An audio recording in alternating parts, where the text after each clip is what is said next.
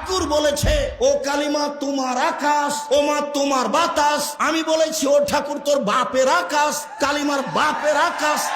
ঠাকুর জাতির শত্রু, ঠাকুর বাঙালির শত্রু, ঠাকুর জাতির শত্রু, ঠাকুর বাঙালির শত্রু, ঠাকুর ঢাকা বিশ্ববিদ্যালয়ের শত্রু, ঠাকুর বাংলা ভাষার শত্রু। আরে ঠাকুর হলো ইংরেজদের দালাল।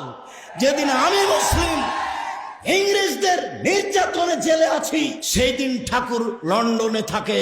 এর নাম ঠাকুর।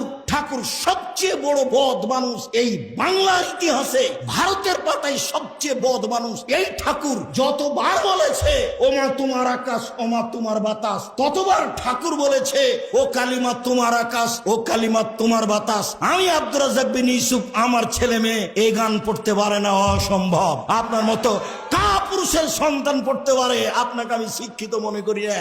আমি যে অশিক্ষিত আপনি এই কথা আমি আজ থেকে না 30 বছর আগে বলেছি। আপনাকে, আপনার ছেলেকে, আপনার মেয়েকে, আপনার বাপকে, আপনার জাতিকে, আপনার বংশকে যদি আমি অশিক্ষিত প্রমাণ করতে না পারি, জাতির সামনে বক্তব্য দেব না।